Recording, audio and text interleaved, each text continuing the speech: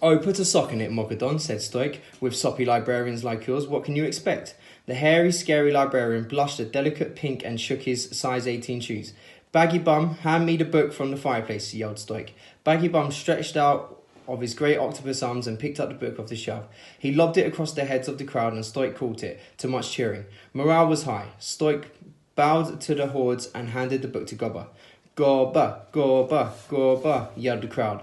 It was Gobber's moment of triumph. A crisis demands a hero, and he knew he was the man for the job. His chest swelled with self-importance. Oh, it was nothing really, he bellowed, modestly. A bit like basic burglary, you know. Keeps me in practice. Shh, hissed the crowd like sea snakes as Gobber cleared his throat.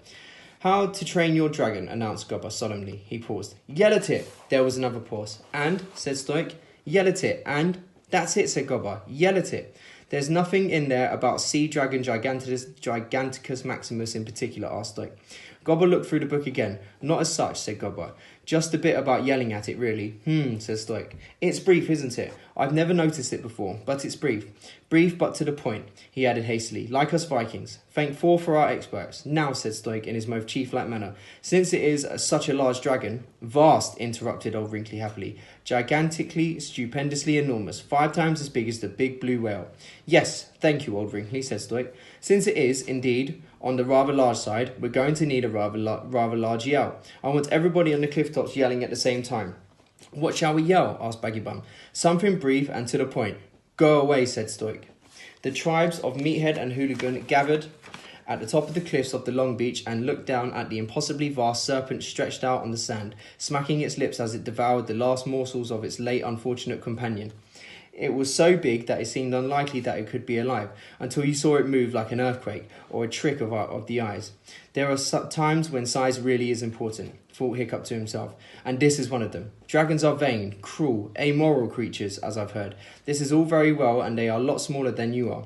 But when Dragon's bad nature is multiplied into something the size of a hillside, how do you deal with it? Gobber the Belch stepped forward and led the yelling. As the most respected yeller among them all, his chest was swelled with pride. 1, 2, 3. 400 Viking voices screamed as one. Go away! And added for good measure the Viking war cry. The Viking war cry was designed to chill the blood of the Vikings' enemies at the commencement of battle. It is a horrifying, electrifying shriek that begins by mimicking the furious yell of a swooping predator, which then turns into the victim's scream of pure terror, and ends with a horribly realistic imitation of the death gurgles as he chokes on his own blood. It is a scary noise at the best of times, but shouted all together by 400 barbarians at 8 o'clock in the morning, it was enough to make the mighty Thor himself drop his hammer and blub like a little baby. There was an impressive silence. The mighty dragon then turned his mighty head in their direction. There were 400 gasps as a pair of evil, yellow eyes as big as 6 tall men narrowed down the slits. The dragon opened its mouth and let out a sound so loud, so terrifying, that 4 or 5 passing seagulls dropped down dead with fear on the spot. It was not a noise that made a Viking war cry seem like a faint cry of a newborn baby in comparison.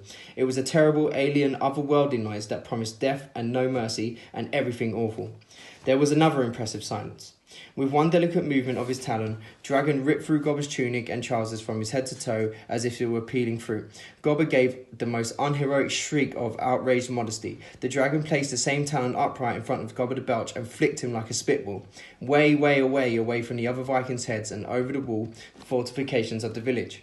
The dragon put his vast, crackled old paw in his reptilian lips and blew the Vikings a kiss. The kiss streaked through the sky and scored a direct hit on both Stoic and Mogadon's ships, which had survived the storm and were rocking in the safety of Hooligan Harbour. All 50 of them burst simultaneously into flames.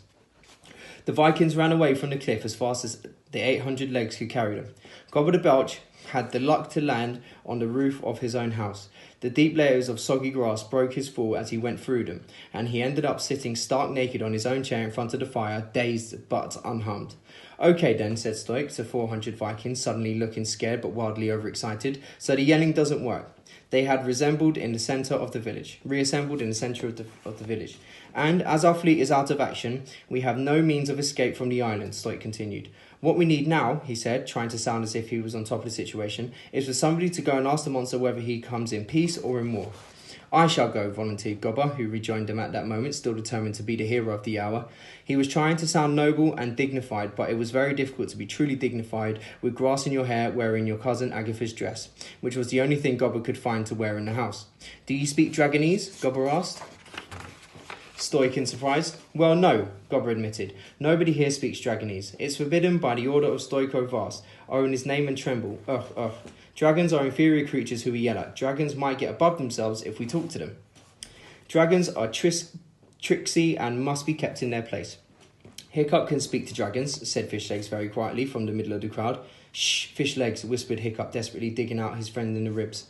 Well, you can, said Fishlegs. Don't you see? This is your chance to be a hero, and we're all going to die anyway, so you might as well take it. Hiccup can speak to dragons, shouted Fishlegs, very loudly indeed. Hiccup, said Gobber the Belch. Hiccup, said Stoik the Vast. Yes, Hiccup, said Old Wrinkly. Small boy, red hair, freckles. You were going to put him into exile this morning. Old Wrinkly looked stern. In order for that blood of the tribes should not be weakened. Remember, your son, Hiccup. I know who Hiccup is, thank you, Old Wrinkly.